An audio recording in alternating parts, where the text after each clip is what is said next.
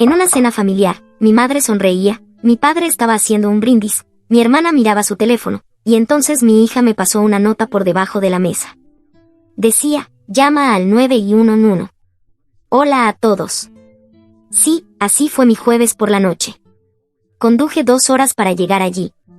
Pensé que estaba siendo una buena madre, una buena hija. Toda la maldita cosa se suponía que sería una velada tranquila en la casa de campo de la familia, lo cual es una forma generosa de describir una casa con olor a moho, techo bajo, paredes sospechosamente delgadas y todo chirriando. Ya sabes, del tipo que tus rodillas recuerdan el frío de las baldosas del baño más que tu corazón recuerda las puestas de sol. En fin, mis padres habían invitado a Lily, mi hija, a quedarse un par de semanas justo después de su graduación. Dijeron que se la veía pálida, que necesitaba descansar, que le extrañaban. Y yo, idiota que soy, les creí. Lily había estado callada desde que Henry, mi tío, su tío abuelo, murió. Él había sido como un abuelo para ella. Sin esposa, sin hijos, solo un anciano de corazón blando y una casa silenciosa llena de trenes de madera. Cuando falleció, la destrozó. No respondía mucho las llamadas, pero cuando lograba comunicarme con ella, siempre sonaba cansada, no asustada. Cansada podía soportarlo. Cansada podía arreglarlo. Así que pregunté si podía ir a visitarlos solo por una noche. No estaban muy entusiasmados, pero dijeron que sí. Voy a decir algo estúpido ahora, no pensé que hubiera nada raro cuando llegué. Entré, ellos sonrieron, mi madre me abrazó, mi padre hizo una broma sobre el vino que llevé diciendo que esta vez era realmente bebible. Todos rieron, mi hermana saludó desde la cocina. Incluso habían encendido velas en el porche, como si estuviéramos en algún Airbnb con buenas reseñas. Y Lily estaba allí, sonriendo, más o menos. Se veía delgada, más pálida de lo normal, sus ojos tenían ese brillo hinchado de quien ha estado llorando, pero sonrió cuando me vio. Se levantó y me dio un abrazo que duró justo el tiempo suficiente para hacerme sospechar, ese tipo de abrazo que dice gracias a Dios que estás aquí pero que no quiere que sea evidente. Así que no dije nada, simplemente le apreté la mano y le pregunté, ¿estás bien? Ella asintió. Empezó la cena, hamburguesas, ensalada de papas, rodajas de tomate que parecían haber sido cortadas con una cuchara. Todos hablaban como si fuera una noche cualquiera. Mi padre contó una historia sobre casi estrellarse con un carrito de golf. Mi madre seguía rellenando las copas de todos con vino en caja diciendo, solo un chorrito, mientras servía medio vaso. Mi hermana revisaba su teléfono bajo la mesa. El hombre sentado frente a mí, el amigo de la familia, sonreía cada vez que lo miraba. Yo le devolvía la sonrisa, porque a las mujeres se nos entrena desde pequeñas para sonreír cuando los hombres nos miran. No recordaba su nombre. No recordaba que me lo hubieran dicho nunca. Y entonces sucedió. Justo cuando mi padre levantó su copa para brindar, algo sobre el aire fresco y la familia y que deberíamos hacer esto más a menudo, sentí una mano rozar mi rodilla bajo la mesa. Era Lily, sentada a mi lado. Deslizó algo en mi regazo, un pedazo de papel doblado, arrancado de un bloc de notas de esos que mi madre tenía cerca del teléfono fijo, para listas del supermercado y recordatorios pasivo-agresivos sobre el reciclaje. Miré hacia abajo, lo desdoblé. 2 palabras en mayúsculas, llama al 911. Sin signo de exclamación. Sin explicación.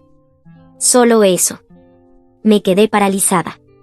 Ella seguía mirando hacia adelante, no hacia mí, fija en el centro de la mesa como si nada hubiera pasado. Pero vi que su mano temblaba. Vi su pierna rebotar debajo de la mesa. La garganta se me secó. Mi madre se giró hacia mí. ¿Todo bien, cariño? Doblé el papel sin parpadear, lo deslicé debajo de mi muslo. Sí, dije, y forcé una sonrisa. Solo que la ensalada de papas está un poco pesada. Ellos rieron. Mi padre hizo una broma sobre mi estómago de ciudad y yo también reí. Pero ya no sentía las manos.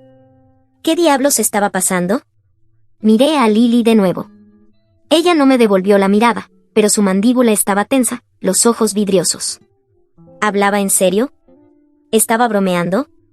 No, no estaba bromeando. Nadie bromea con eso. ¿Y por qué no lo decía en voz alta? Porque tenía miedo, por eso. Tenía que salir de allí. Me aclaré la garganta. ¿Puedo usar el baño? Mi madre hizo un gesto hacia el pasillo. Por supuesto, cariño. Me levanté, tomé mi bolso conmigo. Por si acaso.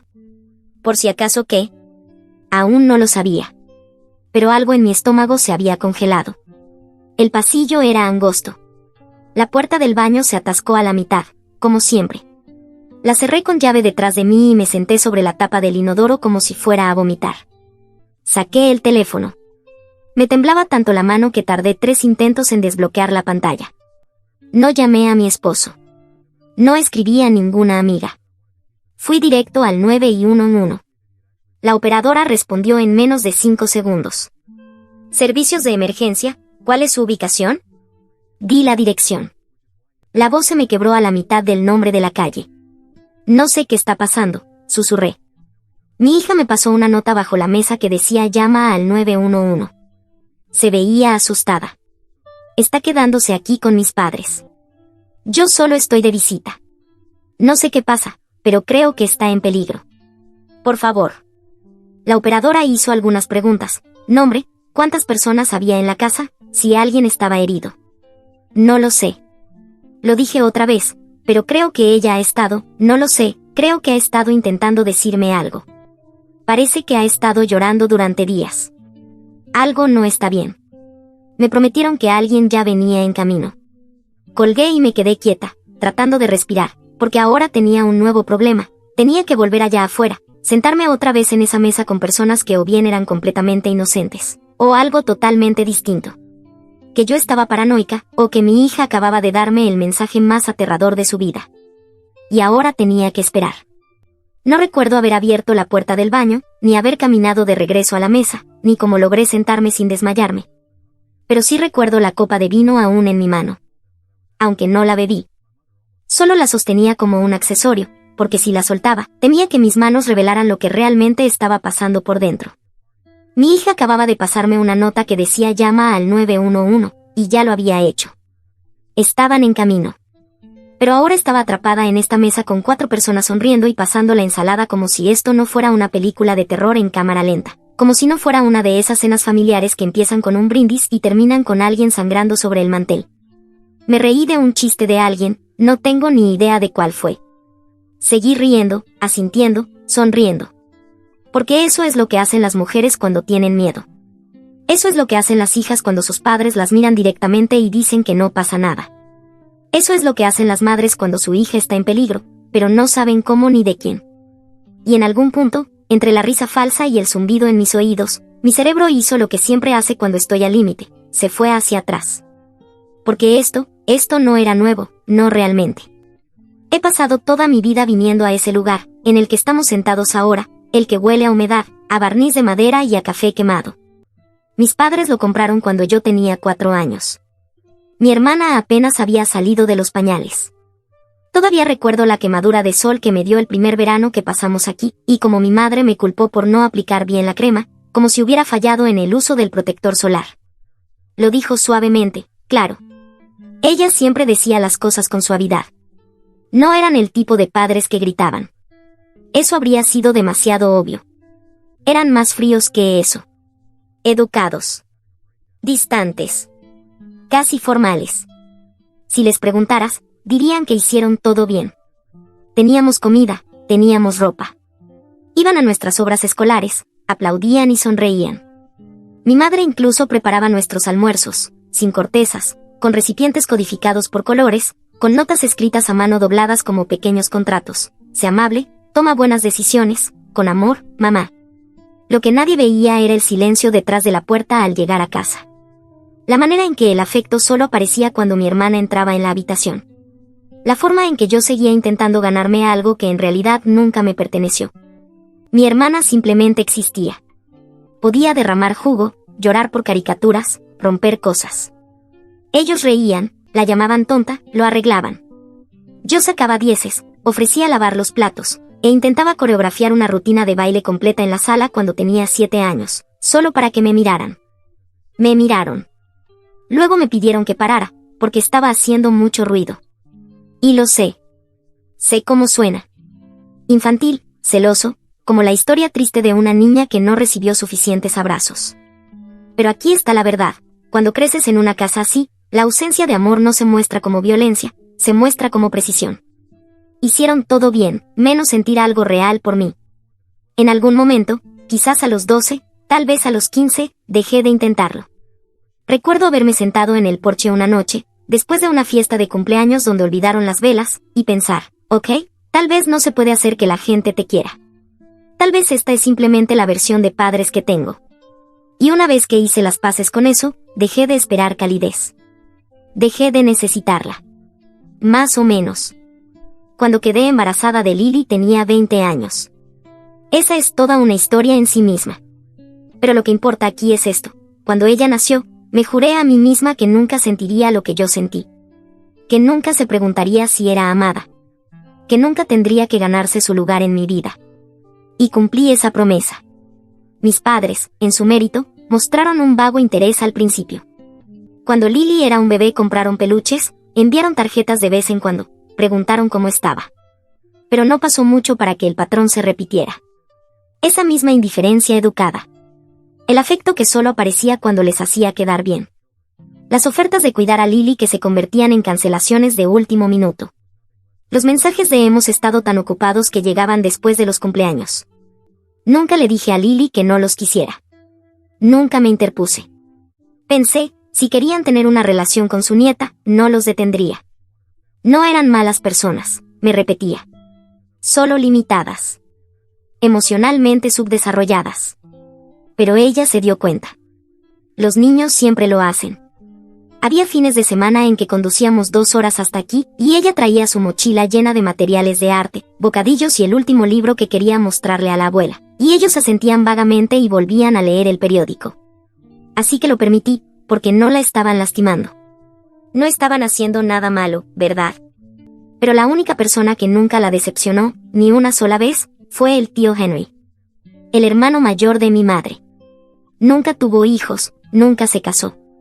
Perdió al amor de su vida cuando apenas tenía 30 años y nunca pareció recuperarse.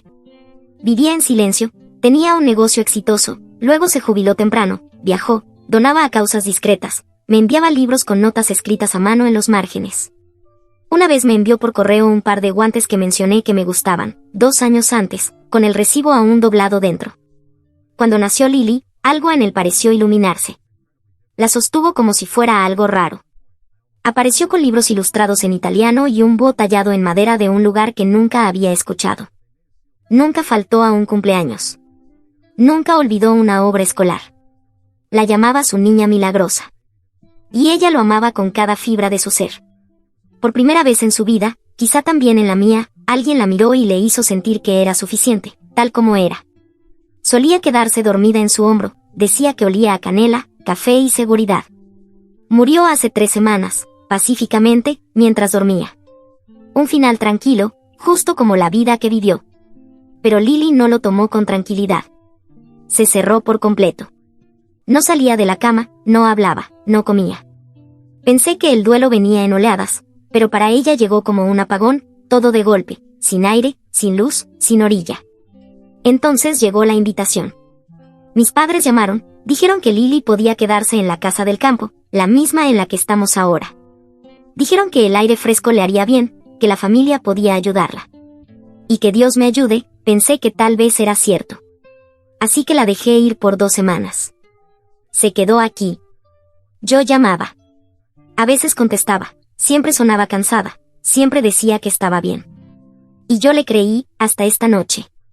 Hasta la sonrisa que no llegaba a sus ojos. Hasta el silencio en sus hombros. Hasta la nota en mi mano con 2 palabras, llama al 911. El golpe en la puerta llegó 15 minutos después de que hice la llamada. Ya había regresado a la mesa para entonces, sentada sobre un cojín delgado en una silla que bien podría haber estado hecha de agujas. El dolor en mi estómago era tan fuerte que me convencí de que tenía apendicitis, o tal vez era un castigo divino por confiar en gente que usa cardigans en verano. Cuando sonó el golpe, me congelé. Todos los demás también. Mi padre se quedó a medio hablar. Mi madre inclinó la cabeza, con la copa de vino a medio camino de sus labios. Mi hermana miró hacia la puerta como si no estuviera segura de si era real. Lily no se movió. Ni siquiera parpadeó. Me levanté. Yo abro, dije, como si no hubiéramos escuchado todos el sonido de la autoridad en el porche.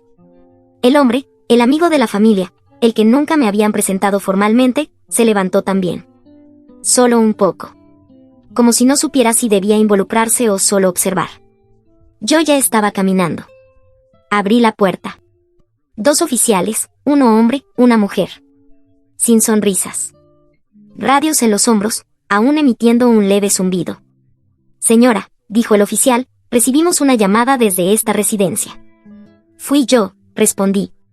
La voz demasiado aguda. Tragué saliva, es mi hija. Me dio una nota, decía que llamara al 911. Ella está aquí. Algo está mal. No lo dice en voz alta, pero algo no está bien. Asintieron. Sin preguntas. Sin cejas levantadas. Solo movimientos eficientes, ensayados. La oficial me preguntó si podía hablar con Lily a solas. Me hice a un lado y señalé. Está en la mesa. El oficial me pidió hablar afuera. Lo seguí, cerrando la puerta detrás de mí como si pudiera contener el pavor que inundaba mi pecho. Y esperé. Estuvieron dentro 7 minutos. Lo sé porque revisé mi teléfono exactamente 12 veces. No me moví. No podía. Solo me quedé en el porche, observando la sombra del viento ondear las rosas marchitas del jardín. Pensé en el tío Henry. En la nota. En cómo mi madre sonrió demasiado rápido. En cómo el té siempre venía en la misma taza astillada, la que Lily nunca terminaba de beber. Cuando se abrió la puerta de nuevo, me giré. Lily estaba de pie junto a la oficial. Le temblaban las manos, su rostro estaba blanco como la tiza. Pero estaba hablando. Finalmente. Estaba hablando. El oficial hizo un gesto para que me acercara. Llegué hasta el marco de la puerta antes de escucharla.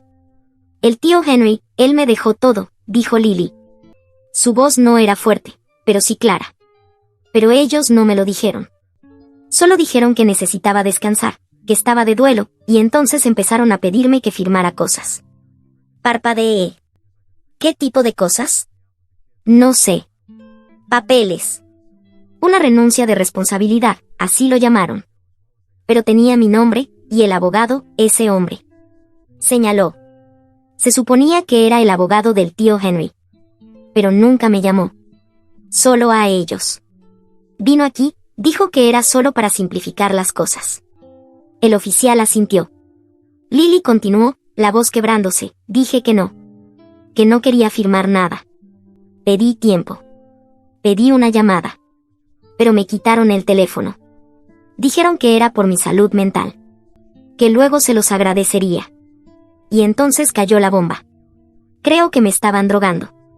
La habitación giró. Incluso las paredes parecieron retroceder un paso. Los oficiales intercambiaron una mirada. Luego el oficial salió al pasillo. Unos segundos después, escuché voces apagadas, pasos. Trajeron de regreso a mis padres. Luego a Astrid. Luego al abogado. Uno por uno. Ahora todos estaban otra vez en la sala. Y nadie sonreía. Mi madre se puso de pie. Esto es ridículo. Ella ha estado de duelo. Mi padre levantó las manos como un predicador.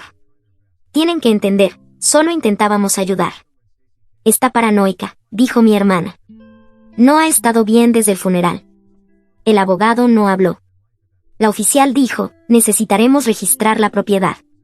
Mi madre rió. Sonaba como vidrio rompiéndose. ¿No pueden hablar en serio basándose en qué, en su imaginación? Tenemos un informe. Y ahora tenemos una declaración. Tenemos causa probable. Los oficiales pidieron que todos permanecieran en su sitio. Llamaron refuerzos. Lo observé todo desde la puerta, como si no fuera parte de ello. Como si fuera otra persona viendo un documental sobre una familia que se había dado la vuelta como un guante. Registraron la cocina primero. Tardaron 15 minutos. Cuando regresaron, el oficial traía una bolsa de plástico. Dentro había pastillas sueltas. Pequeñas, redondas, blancuzcas. Sin frasco de prescripción. Sin etiqueta. Solo guardadas en un cajón de cocina, bajo una pila de recortes de cupones. El oficial pidió pruebas de campo por radio. Luego se dirigieron al cuarto de invitados. El del abogado. Ahí encontraron los documentos sin firmar. El nombre de Lily impreso claramente en cada página, cesión de beneficios, renuncia de reclamaciones, renuncia a la herencia. Todo mecanografiado. grapado, limpio. Todo listo, excepto su firma. Esa parte seguía en blanco. Y luego el sótano. Nunca había bajado allí. Mis padres siempre decían que era solo para almacenamiento. Resulta que almacenamiento significaba una habitación terminada con una cama, una mesita de noche y una pila de mantas dobladas.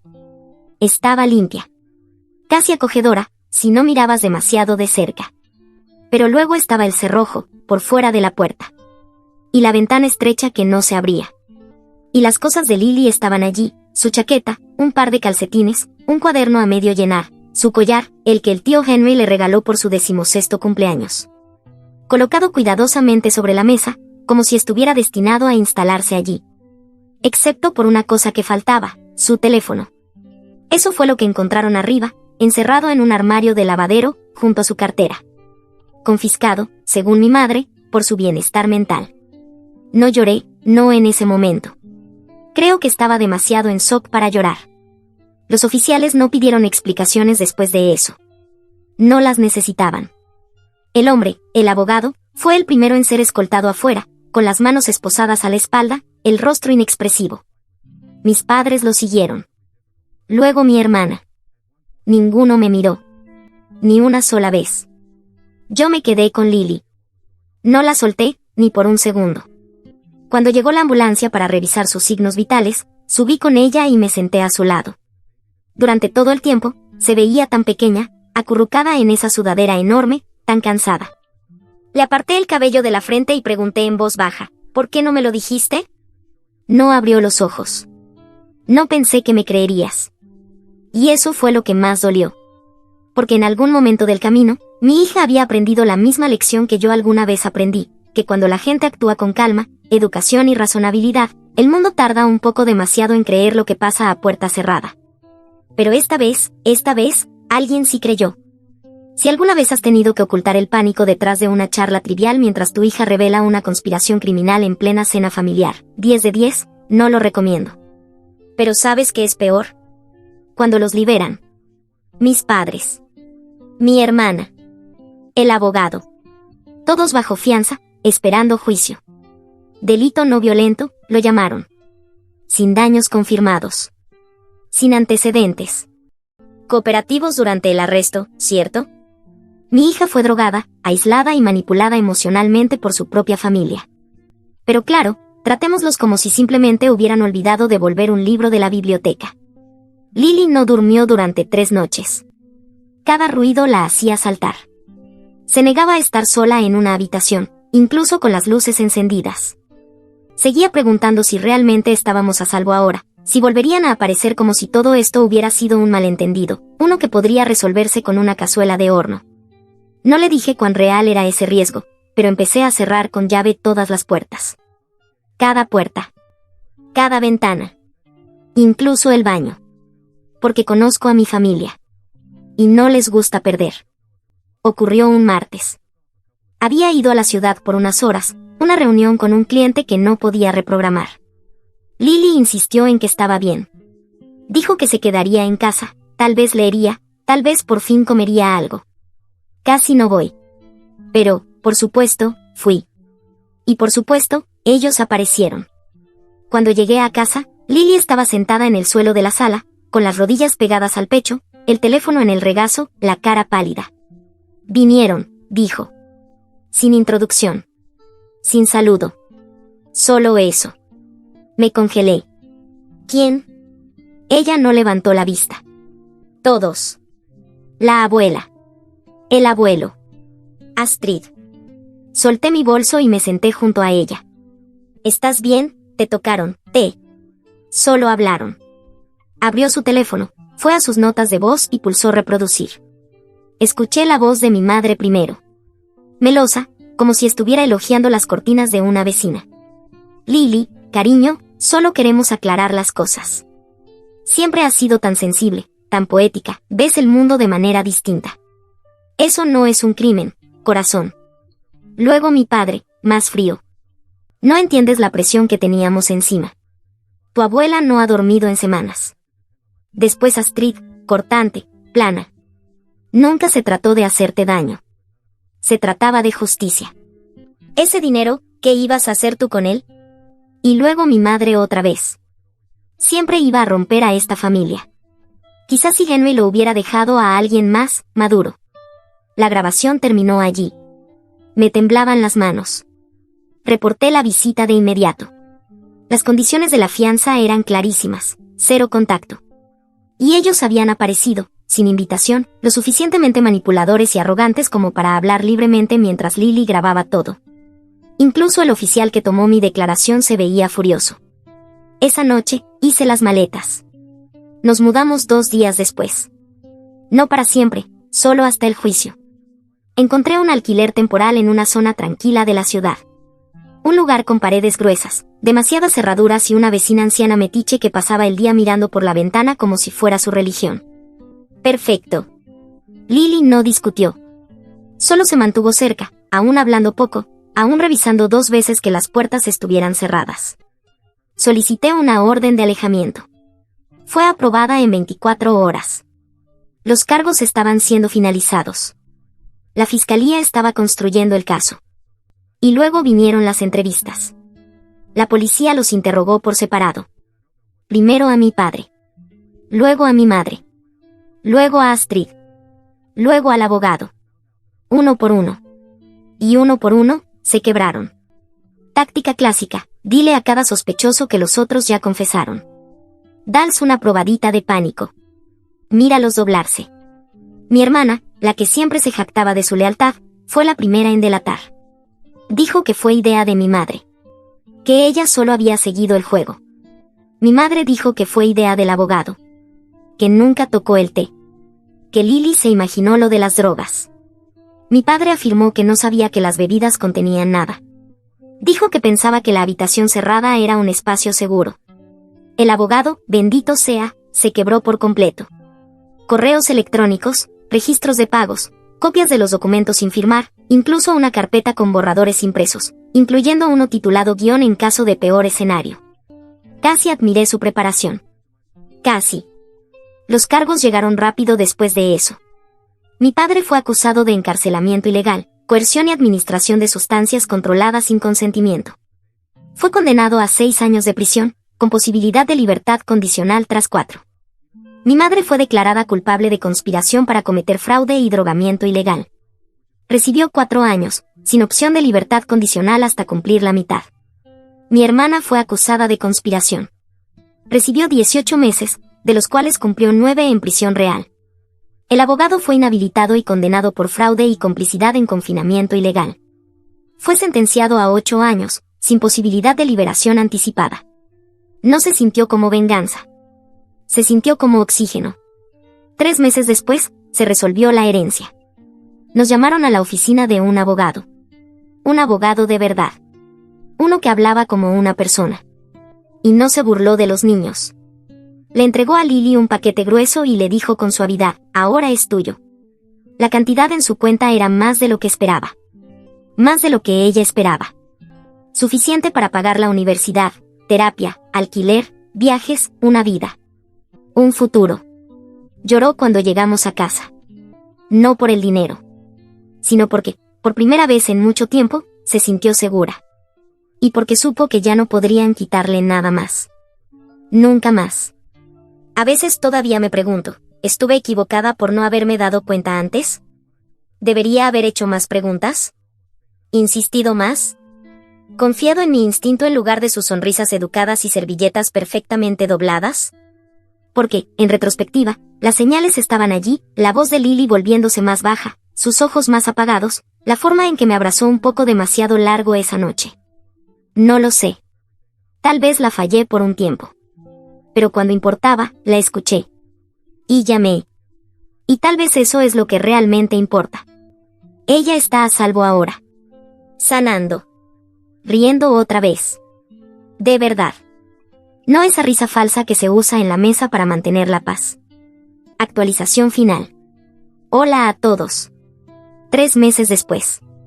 El aire tranquilo de un lunes por la mañana. El olor del café.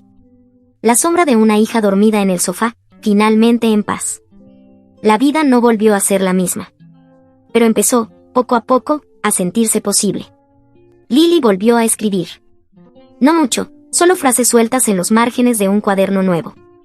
A veces dibuja pequeñas cosas, un girasol, una taza de té, un tren de madera. Me muestra algunos. Otros los esconde. Y está bien. Todo está bien. Hay días en que aún se sobresalta si alguien toca la puerta demasiado fuerte. Pero ya no duerme con la luz encendida. Ya no pregunta si estamos a salvo cada 10 minutos. Se ríe cuando el gato se enreda en sus calcetines. Se burla de mi forma de bailar cuando cocino. Me abraza sin temblar. No hay premio mayor que eso. Por mi parte, he aprendido a estar más presente. A escuchar lo que no se dice. A no suavizar lo que duele solo porque la gente sonríe mientras lo hace. Hoy ya no me interesa salvar las apariencias. Me interesa salvarnos a nosotras. A veces eso significa decir basta. A veces significa empezar de nuevo. Con la verdad. Con límites. Con amor real, de ese que no exige silencio como condición. Nos mudamos a un apartamento pequeño, con ventanas grandes y vecinos que saludan. No tiene jardín, pero tenemos paz. Y paz es un milagro silencioso. Así que si estás leyendo esto, si llegaste hasta el final, quiero que sepas algo. A veces la herida viene disfrazada de familia. A veces la valentía se ve como una simple llamada telefónica. Yo he aprendido que amar no significa quedarse en silencio. Gracias por escuchar. Historia 2. Descubrí que toda mi familia estaba en el programa de protección de testigos y que toda nuestra vida había sido fabricada. Así que busqué nuestros nombres reales en Google y descubrí por qué. Hola a todos. Tenía 19 años cuando encontré los documentos escondidos en la oficina de papá. Había entrado buscando mi partida de nacimiento para solicitar un pasaporte. Era mi primer viaje al extranjero para la universidad. En lugar de la carpeta simple que esperaba, encontré un sobre de Manila marcado como BitSec, reubicación confidencial del programa de protección de testigos. Dentro había identificaciones con nuestros rostros pero con nombres distintos. Mis padres no eran David y Linda Morrison, eran Anthony y Catherine Rossetti. Mi hermanito no era el dulce e inocente Callum, era Marco. Y yo no era Emma Morrison, estudiante modelo y futura maestra, era Sofía Rossetti. Los nombres se sentían ajenos en mi boca, pero algo en ellos despertó un recuerdo enterrado, discusiones en voz baja por la noche, papá revisando las cerraduras obsesivamente. El hábito de mamá de escanear los estacionamientos antes de bajarse del auto, como nos habíamos mudado 3 veces antes de que yo cumpliera 10 años, siempre con la misma explicación. Papá había conseguido una mejor oportunidad laboral.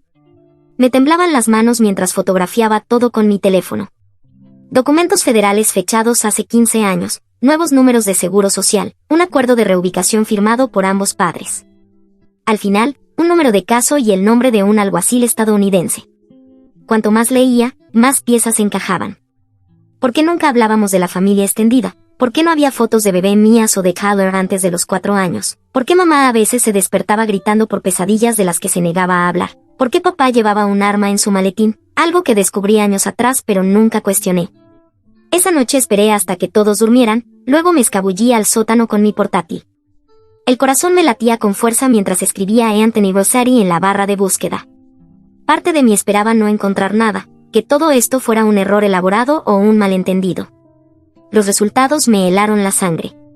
Artículos noticiosos del 2008 llenaron la pantalla. Los titulares gritaban sobre crimen organizado, extorsión y una enorme investigación del FBI que derrumbó a la mitad de las familias criminales de Chicago. Anthony Rossetti no solo era mencionado, era un testigo clave cuya declaración había enviado a prisión a 12 personas, incluido su propio hermano. Hice clic en una foto del Chicago Tribune. Allí estaba papá, 15 años más joven, entrando al Tribunal Federal escoltado por alguaciles estadounidenses.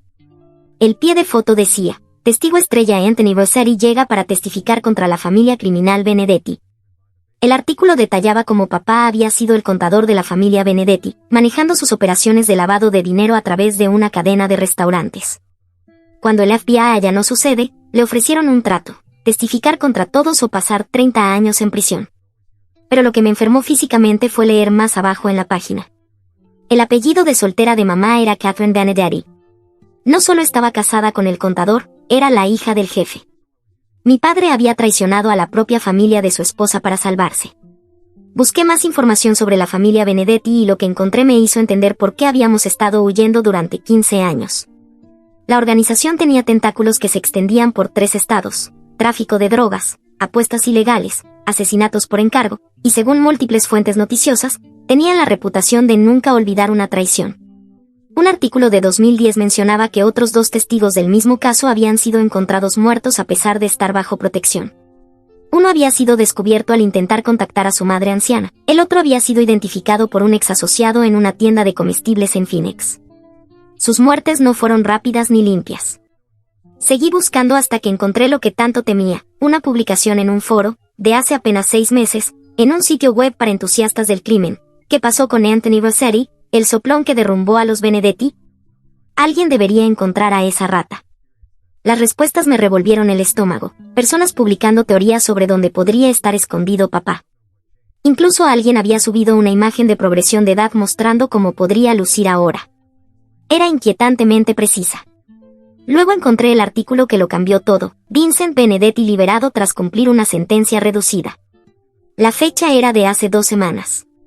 Vincent Benedetti era el tío Vincent, el hermano de mamá, el hombre que me enseñó a andar en bicicleta y me daba postre extra en las cenas familiares, al menos eso decían mis recuerdos fragmentados de la infancia.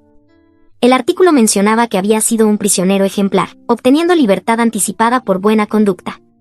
Citaba a su abogado diciendo que Vincent esperaba reconectarse con su familia y resolver asuntos pendientes de manera legal. La forma en que estaba redactado me heló la sangre. Crucé la fecha de su liberación con el comportamiento reciente de mi familia, la insistencia repentina de papá en actualizar nuestro sistema de seguridad hace 3 semanas, el nuevo hábito de mamá de variar su ruta al trabajo, la forma en que ambos insistían en que Tyler y yo informáramos más seguido cuando salíamos. Lo sabían. Sabían desde hacía semanas que nuestra peor pesadilla estaba libre. Pasé las siguientes 3 horas investigando todo lo que pude sobre Vincent Benedetti. Los registros judiciales pintaban el retrato de un hombre que había construido su imperio mediante violencia calculada. El FBI lo había vinculado con al menos 7 asesinatos, aunque solo pudieron probar 3. Pero el hallazgo más perturbador vino cuando encontré una entrevista reciente que concedió a un periódico local de Chicago tras su liberación. La familia es todo, había dicho, la sangre es más espesa que el agua, y algunas traiciones nunca pueden ser perdonadas ni olvidadas. Cuando le preguntaron sobre sus planes, sonrió y dijo: voy a reconectarme con todos los que realmente me importan. Algunas personas creen que la distancia y el tiempo pueden borrar el pasado. Están equivocados. El periodista lo presionó sobre el testimonio de su cuñado. La respuesta de Vincent fue: Anthony tomó su decisión. Ahora tiene que vivir con las consecuencias. Él y su familia. Me di cuenta de que estaba llorando, no solo por miedo, sino por dolor. Todo lo que había creído sobre mi vida, mi familia, mi identidad, era puro humo y espejos. La familia amorosa y extendida que había lamentado perder en mi infancia no se había perdido por la distancia ni por la muerte.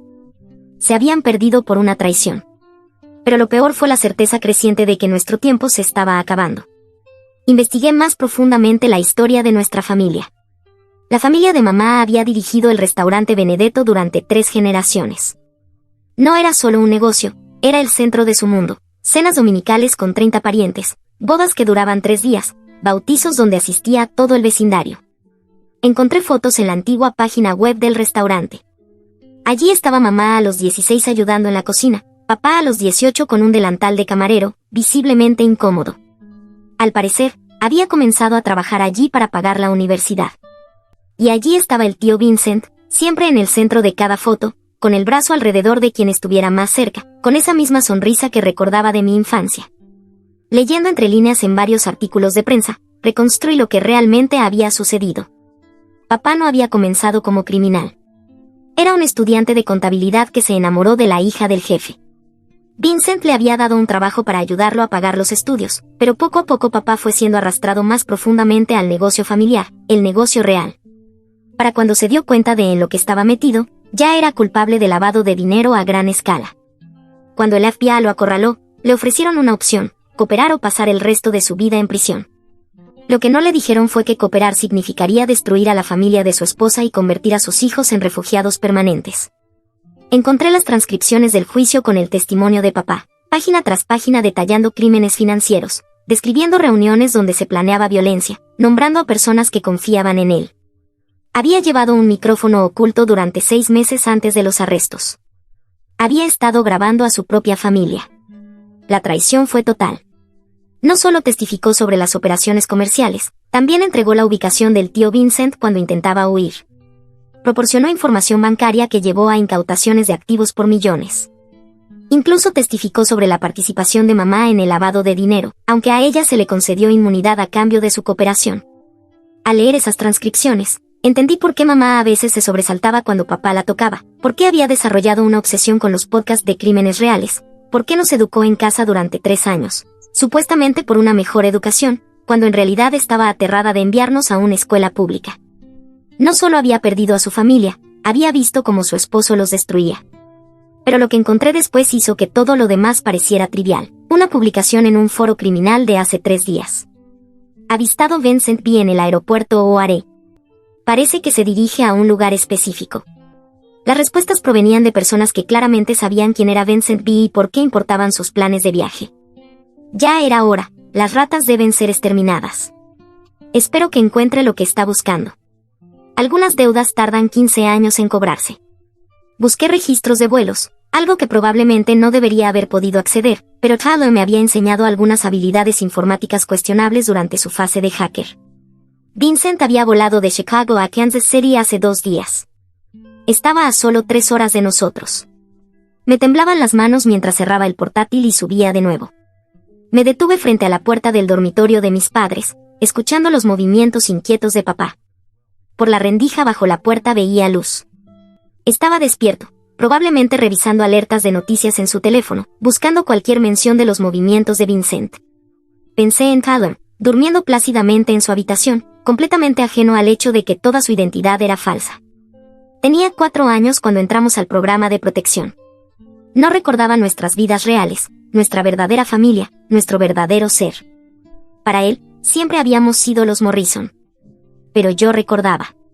Fragmentos volvían ahora con una claridad asombrosa. Una abuela que me llamaba Pequeña Sofía y me dejaba ayudar a hacer pasta cada domingo. El tío Vincent levantándome sobre sus hombros en el restaurante, dándome a probar la salsa antes de la cena. La prima María enseñándome a trenzar pulseras de amistad.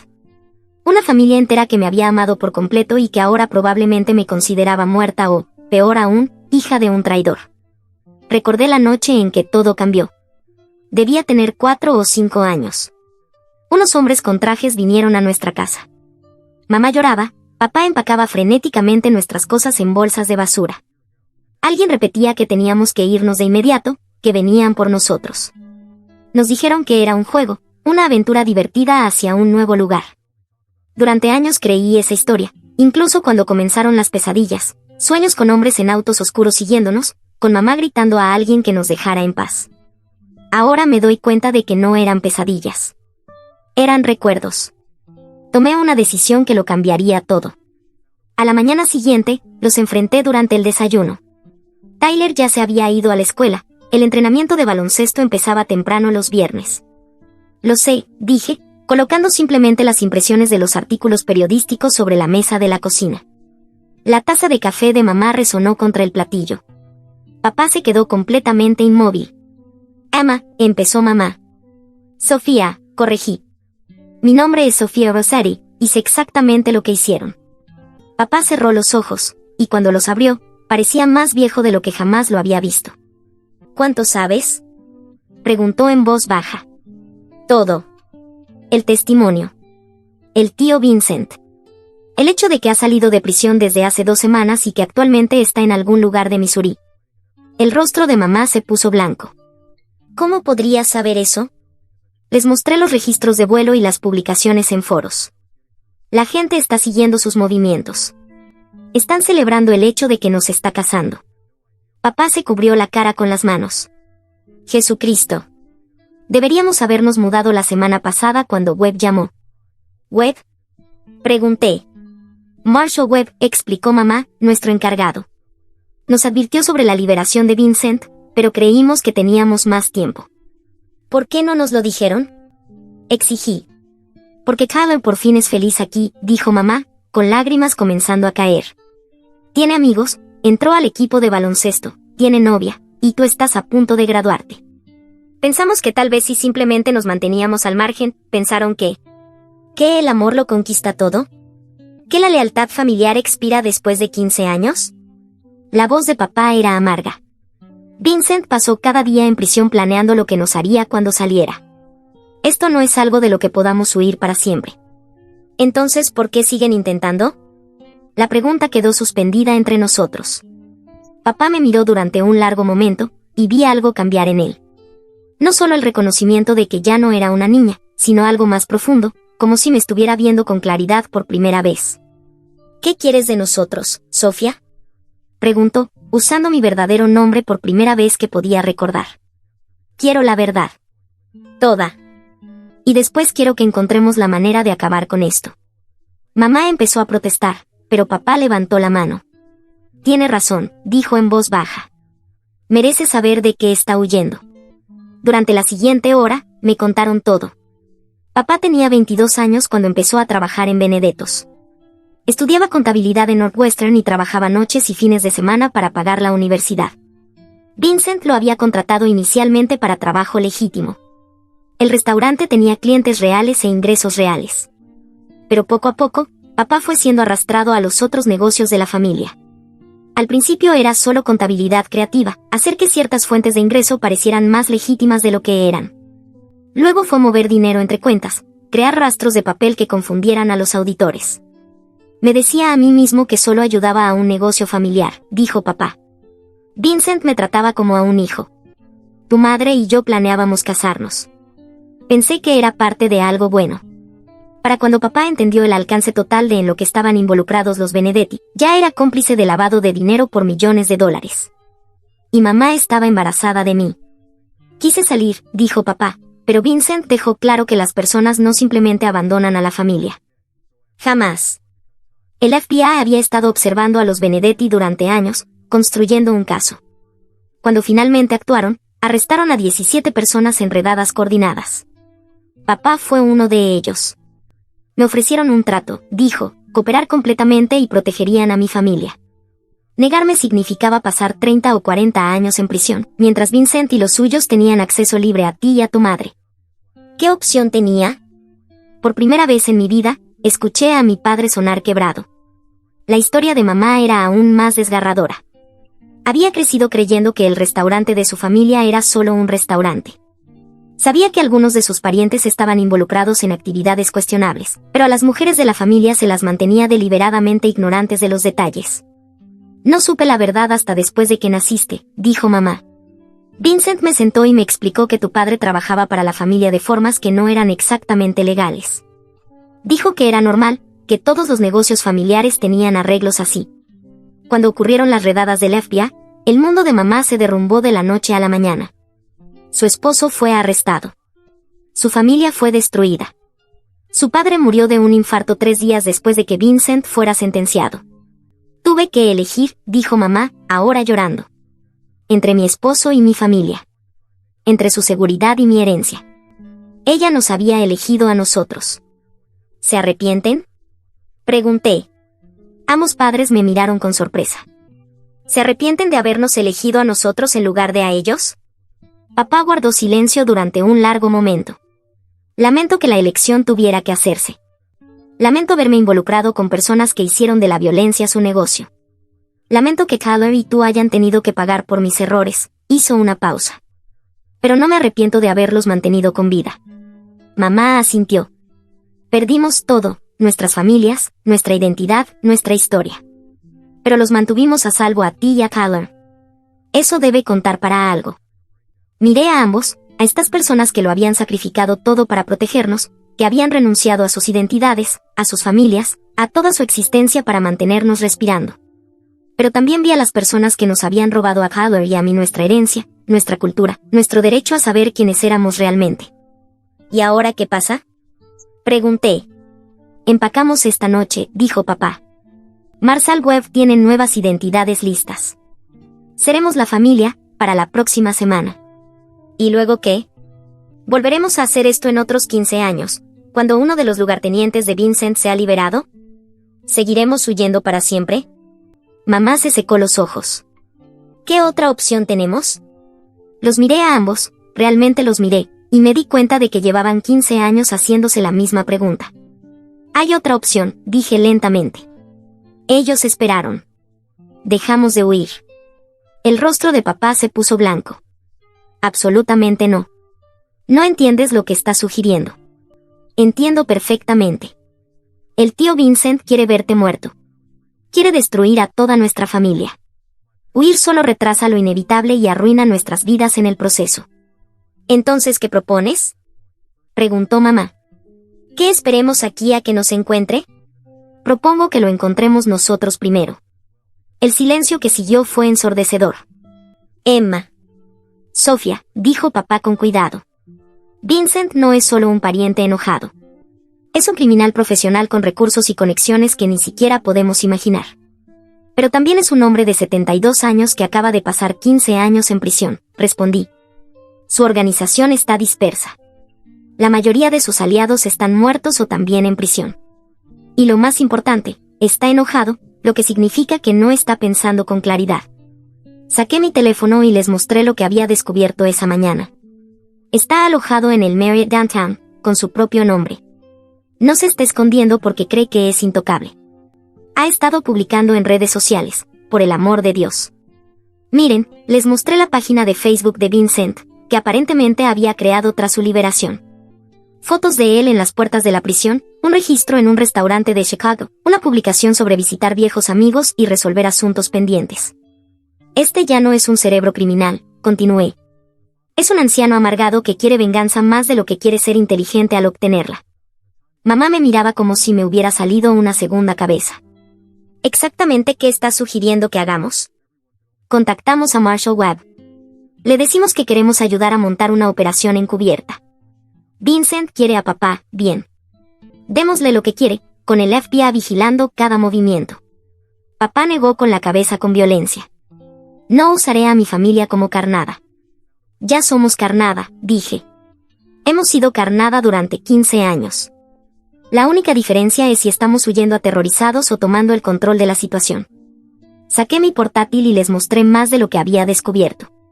Vincent había hecho reservaciones en Benedetto's, el antiguo restaurante familiar, para mañana por la noche. Mesa para 4. Planea reunirse con personas allí, probablemente socios que han estado rastreándonos para él. El rostro de mamá se volvió completamente pálido. ¿Cómo sabes eso? Porque llamé y fingí que confirmaba la reservación. La recepcionista fue muy conversadora sobre lo emocionante que era tener al señor Vincent de regreso después de tantos años. Miré a ambos. Esta es nuestra oportunidad. Va a estar en un lugar público, probablemente con seguridad mínima porque cree que está a salvo. Si Marshall Webb instala vigilancia, no, dijo papá con firmeza. No arriesgaré sus vidas por mis errores. Ya no son solo tus errores, dije en voz baja. El momento en que decidiste tener hijos mientras vivías esta mentira, lo convertiste en nuestro problema también. Tyler y yo merecemos la oportunidad de tener vidas normales, sin estar siempre mirando por encima del hombro. Me levanté y fui a la ventana, mirando nuestra tranquila calle suburbana. He estado pensando en esto toda la noche. ¿Qué clase de vida va a tener Tyler? Nunca podrá usar redes sociales libremente. No podrá seguir carreras que requieran verificación de antecedentes. No podrá formar relaciones profundas porque nunca podrá contarle a nadie quién es realmente. Me giré hacia mis padres. ¿Y qué pasa cuando uno de nosotros se lesiona gravemente y necesita historiales médicos que no tenemos? ¿Qué pasa cuando Tyler quiera casarse y la familia de su novia le haga una verificación de antecedentes? ¿Qué pasa cuando tengamos hijos y nos pregunten por sus abuelos? Mamá lloraba de nuevo, pero también asentía lentamente. Tiene razón, susurró. No podemos seguir haciéndoles esto. Papá nos miró a ambas y pude ver el momento exacto en que se dio cuenta de que ya no éramos los niños indefensos que había estado protegiendo. Si hacemos esto, dijo finalmente, lo hacemos correctamente. Protección federal completa. Vigilancia profesional. Y si algo sale mal, cualquier cosa, desaparecemos para siempre. Sin discusiones. Sin demoras. Asentí. De acuerdo. Él sacó la tarjeta de Marshall Webb. Al parecer, la había llevado consigo durante semanas. Haré la llamada, dijo. 3 horas después, Marshall Webb estaba sentada en nuestra sala, con el aspecto de quien preferiría estar en cualquier otro lugar del mundo. Era más joven de lo que había esperado, tal vez unos 45, con cabello entrecano y ojos alerta que sugerían que había visto demasiado.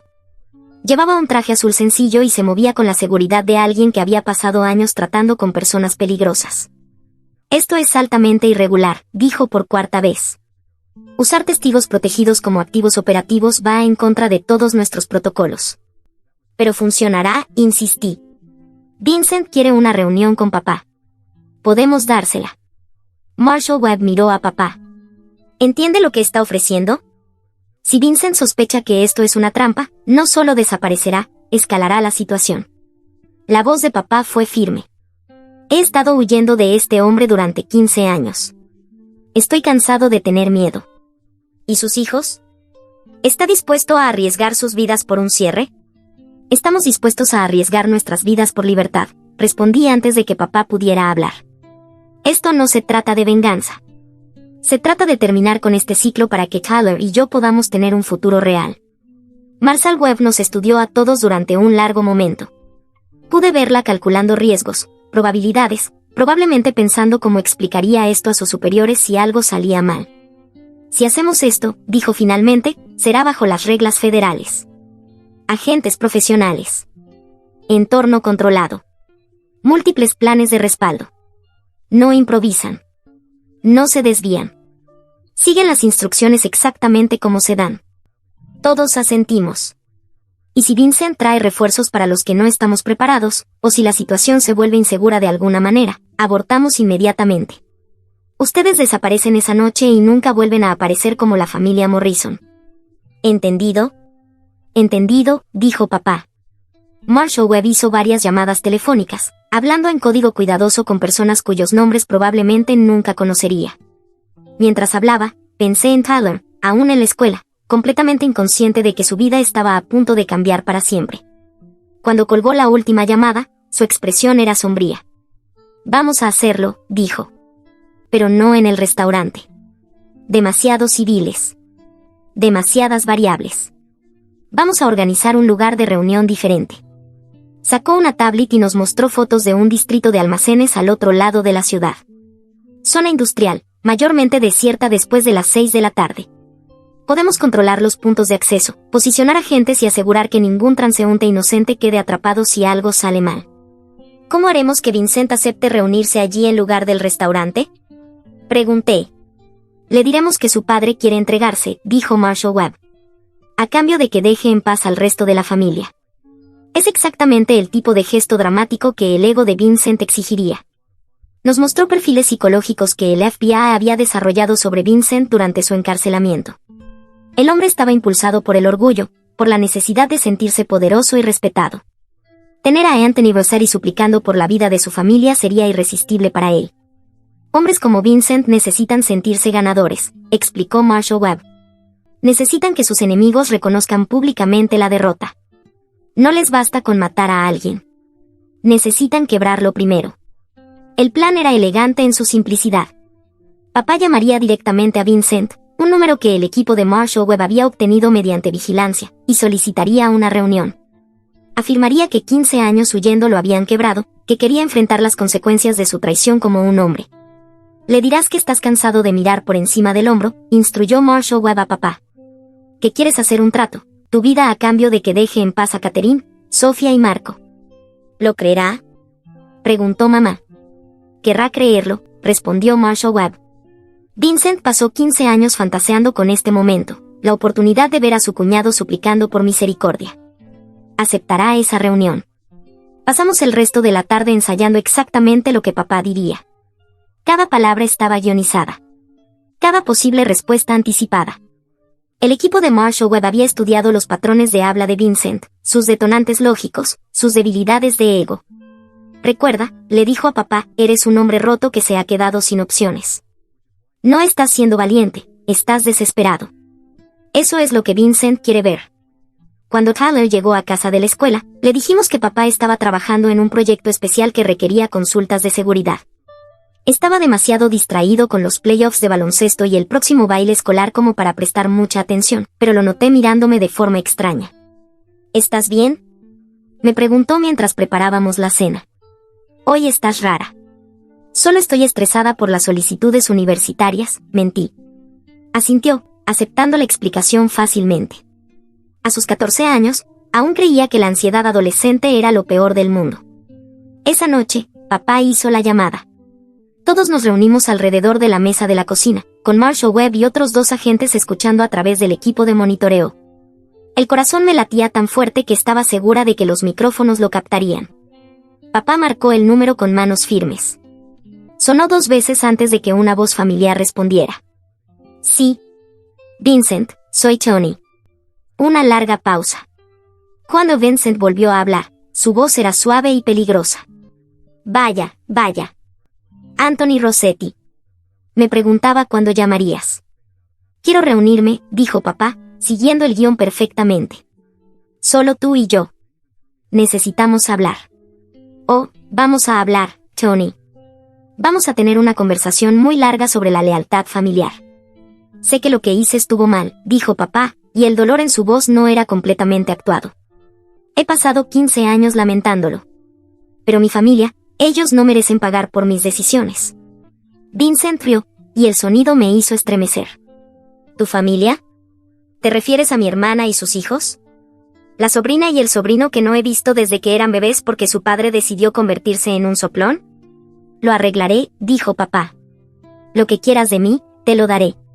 Solo deja a Catherine y a los niños en paz. Otra pausa. Casi podía oír a Vincent saboreando el momento. ¿Sabes qué, Tony? Creo que deberíamos reunirnos. Pero no en un lugar público donde puedas tener amigos esperando. En algún lugar privado. Donde podamos hablar de verdad. Nombra el lugar, dijo papá. Vincent le dio una dirección, el distrito de almacenes que Marshall Webb ya tenía preparado. Mañana por la noche. 9 en punto. Ven solo y listo para arreglar las cosas. Allí estaré, dijo papá. Será mejor que así sea, porque si no apareces, voy a hacer una visita a esa bonita casa en Maple Street donde vive Catherine. Y voy a tener una larga conversación con mis sobrinos sobre lo que les pasa a los hijos de traidores. La línea se cortó. Marshall Webb ya estaba en su radio, coordinando con su equipo. Objetivo confirmado para mañana, 9 de la noche. Todas las unidades, prepárense para la operación. Miré a papá, que miraba el teléfono como si pudiera explotar. ¿Sabe dónde vivimos?, susurró mamá. Lo ha sabido desde hace semanas, dijo Marshall Webb. Vincent solo ha estado jugando con ustedes, esperando el momento adecuado. Esta llamada nos da la ventaja. Ahora controlamos cuándo y dónde ocurre el enfrentamiento. Esa noche, nuestra casa se transformó en un centro de comando federal.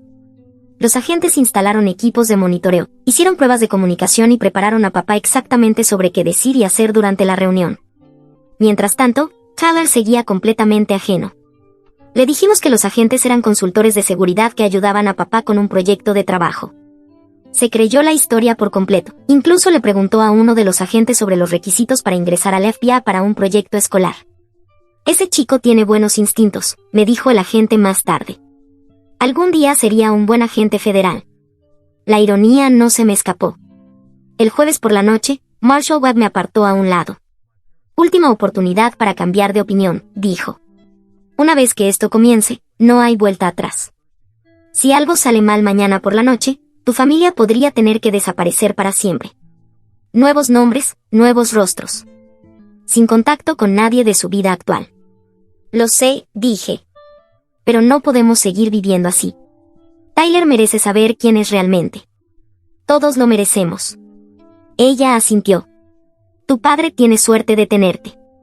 No, dije, observando a papá ensayar sus líneas con los agentes por 10ª vez. Nosotros tenemos suerte de tenernos los unos a los otros. El viernes por la tarde llegó con una lluvia inusual, el tipo de clima que hacía que todo pareciera más ominoso, más definitivo. A las 7 de la tarde, Tyler se fue para el baile escolar. Lo abracé para despedirme, memorizando la sensación por si era la última vez que lo veía como el hermanito de Emma Morrison. Diviértete, le dije. Estás rara otra vez, dijo él, pero sonreía. Debe ser cosa de chicas. Si tan solo supiera. Papá besó a mamá a las 8:30. Y por un momento, los vi como Anthony y Catherine Rossetti, 2 jóvenes enamorados que tomaron malas decisiones y pasaron 15 años pagando por ellas. Te amo, susurró mamá. Yo también te amo, respondió él. Todo esto, Todo lo que hemos pasado, valió la pena por mantener a salvo a ti y a los niños. Lo abracé en la puerta. Cuídate, papá. Él sonrió, la primera sonrisa genuina que le veía desde que descubrí la verdad. Lo haré. Y cuando todo esto termine, vamos a tener una conversación muy larga sobre nuestra verdadera historia familiar. Las partes buenas que nunca llegaste a conocer.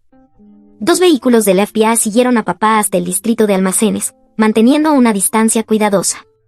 Marshall Webb y su equipo ya estaban en posición, con agentes disfrazados de personas sin hogar, trabajadores de mantenimiento y empleados del turno nocturno. Mamá y yo esperamos en casa, escuchando el tráfico de radio del puesto de mando que habían instalado en nuestro garaje. A las 8:47 de la noche, Vincent llegó al almacén. No venía solo. 3 vehículos, dijo el informe por radio. Objetivo más 5 asociados, todos aparentemente armados. Se me hundió el corazón. Esto no era la operación pequeña y controlable que habíamos planeado. Abortar, ordenó una voz por la radio. Negativo, respondió la voz de Marshall Webb. Procedemos. Todas las unidades, mantengan posición. A las 9:02, el coche de papá entró en el estacionamiento del almacén. Lobo solitario en posición, informó otra voz. Lobo solitario era el nombre en clave de papá.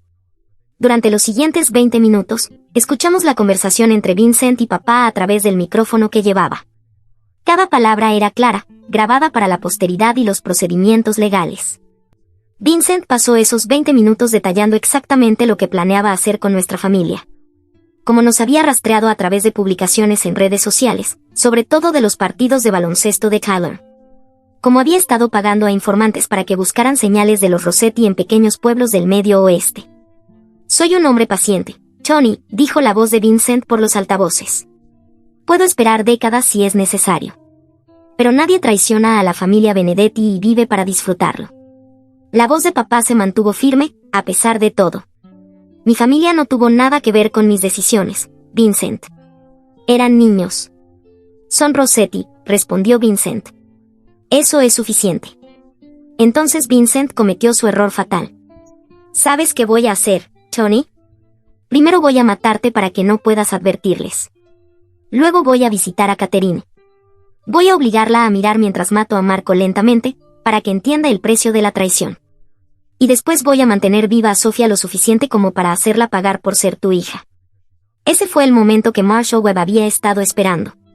Todas las unidades, adelante, ordenó su voz por la radio.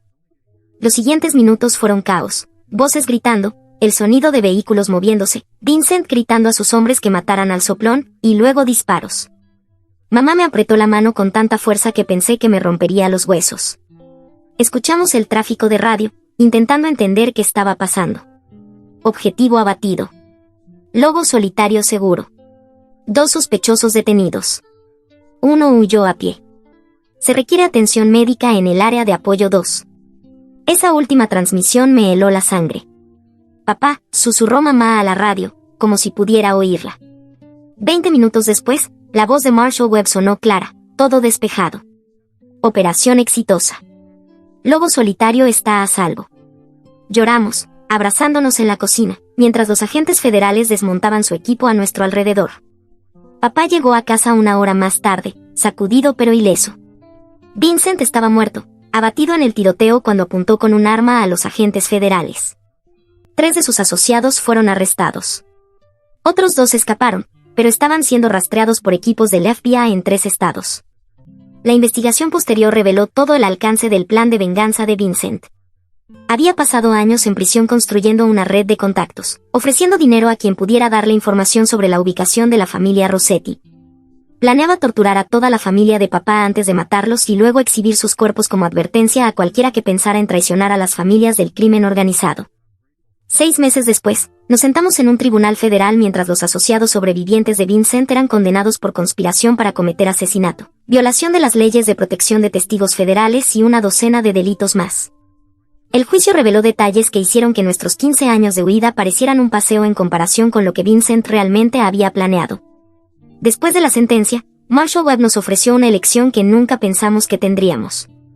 Pueden quedarse en el programa de protección de testigos como la familia Morrison, dijo. Vincent está muerto, pero podría haber otros que aún guarden rencor. o pueden recuperar sus identidades reales. La evaluación de riesgo muestra un peligro mínimo. La decisión no fue tan fácil como esperaba. Tyler, que había conocido la verdad después de la muerte de Vincent, luchaba con la revelación de que toda su identidad había sido inventada. Pasó semanas en terapia, intentando procesar el hecho de que él era Marco Rossetti, no Tyler Morrison. No sé cómo ser Marco, me dijo una noche. Tyler Morrison juega baloncesto, saca buenas notas y tiene problemas normales. Marco Rossetti es el hijo de un soplón cuyo tío intentó matar a su familia. ¿Cuál se supone que soy? Mamá estaba dividida entre la vida que había construido y la que había perdido. Empezó a tener sueños con su padre, que murió mientras estábamos ocultos. Sueños donde él la perdonaba por haber elegido a papá en lugar de la familia. Sueños donde podía despedirse. Papá quería lo que nos hiciera más felices, pero podía ver la culpa consumiéndolo. Había salvado nuestras vidas, pero al precio de nuestra herencia, nuestra cultura, nuestra conexión con la familia extendida que quizás ni siquiera sabía que seguíamos vivos. Yo quería recuperar nuestros nombres reales, pero más que eso, quería que Tyler tuviera la opción de decidir quién quería ser. Al final, llegamos a un compromiso, conservamos nuestras vidas actuales, pero reclamamos nuestra herencia. Tyler Morrison Rossetti. David Morrison Rossetti. Linda Morrison Rossetti. Y yo, Emma Morrison Rossetti. Era torpe, pero se sentía honesto. Nos mudamos de nuevo a Chicago hace 6 meses.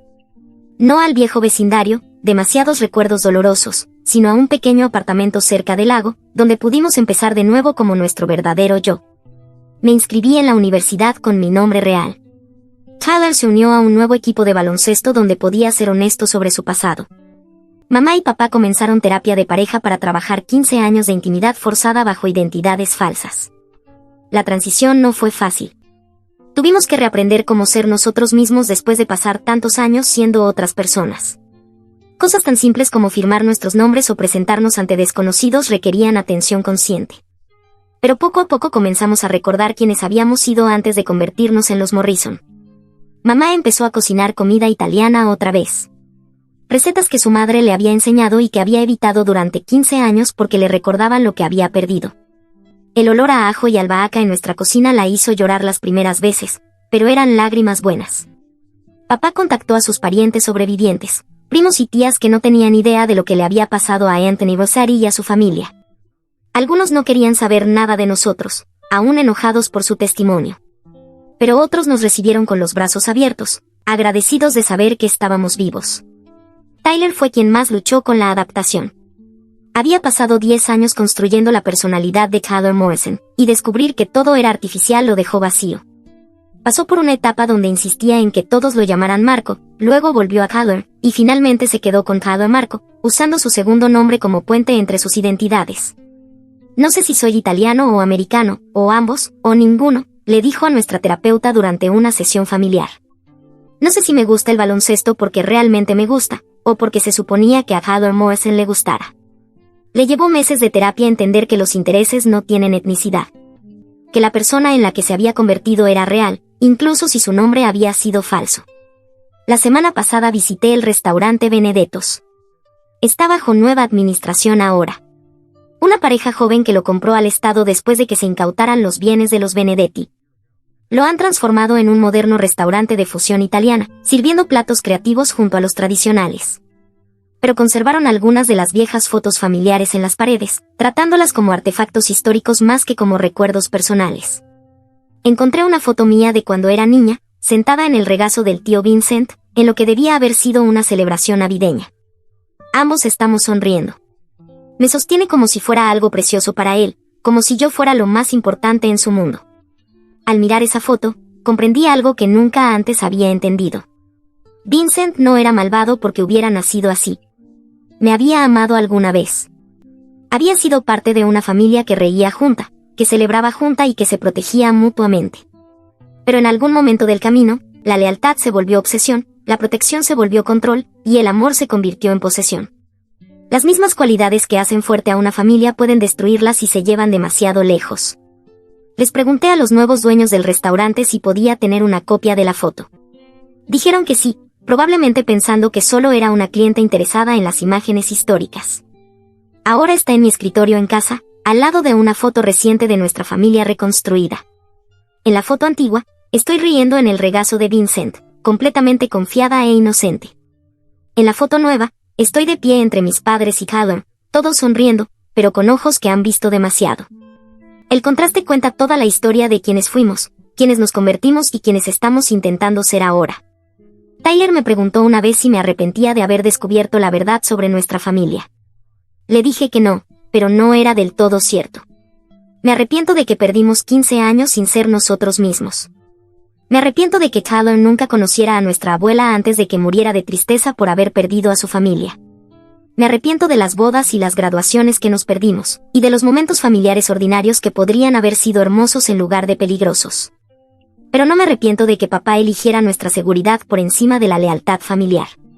No me arrepiento de que hayamos tenido la oportunidad de convertirnos en personas, en lugar de ser solo sobrevivientes. Y no me arrepiento de haber aprendido que, a veces, lo más valiente que puedes hacer es huir, siempre y cuando, eventualmente, encuentres la fuerza para dejar de correr y recuperar tu vida. Hoy en día, cuando la gente pregunta por nuestro apellido inusual con guiones, les digo que es complicado. Pero la verdad es que la familia siempre es complicada. Algunas familias lo son por el divorcio, por la adopción o por ser hogares mixtos. Nuestra familia es complicada porque tuvimos que elegir entre el amor y la lealtad, entre la herencia y la supervivencia, entre las personas que nacimos para ser y las personas que necesitábamos convertirnos. Solo que algunas complicaciones valen 15 años de identidades falsas y de protección federal. Y otras valen toda una vida de descubrir quién eres realmente, debajo de todas las mentiras que te han contado, y que te has contado a ti misma sobre quién se supone que debes ser. Lo curioso es que ahora soy más yo misma que nunca lo fui como Emma Morrison o como la niña que era antes de que nos escondiéramos. Tal vez sea porque finalmente entiendo que la identidad no se trata solo de nombres, o de herencia, o de historia familiar. Se trata de las decisiones que tomas cuando todo lo que creías saber resulta ser falso. Se trata de a quien decides ser cuando descubres que quien has sido, nunca fuiste realmente tú. Actualización final. Hola a todos. Hace poco, volví a pasar por delante del antiguo colegio donde alguna vez fui Emma Morrison. Me detuve frente a la verja oxidada, mirando al edificio como si buscara a una versión más joven de mí misma saliendo por esas puertas, sin saber que vivía una vida prestada. Y por primera vez, no sentí dolor. Sentí compasión. Compasión por la niña que creyó que el amor bastaba para hacer que todo tuviera sentido. Compasión por mis padres, que vivieron atrapados entre la culpa y la protección. Y compasión por Vincent, cuya oscuridad creció de una semilla de amor deformada por el miedo. No se trata de perdonar lo imperdonable. Se trata de entender que la identidad, como la familia, nunca es perfecta. Es caótica, compleja, a veces desgarradora, pero también resiliente. Hoy, ya no huyo de mi pasado. Lo abrazo, con todas sus sombras y sus luces, porque sin él, no sabría quién soy. Me llamo Sofia Rossetti. Soy hija de una historia rota, sí, pero también soy testigo de su reconstrucción. Y aunque todavía hay preguntas que no puedo responder, hay una certeza que me sostiene: no somos definidos por las mentiras que nos contaron, sino por las verdades que elegimos vivir. ¿Qué harías si fueras el autor? Gracias por unirte a Toe Hoy. Recuerda darle me gusta, suscribirte y activar la campana de notificaciones para no perderte nuestro próximo video. Hasta pronto. Toe, te lo agradece.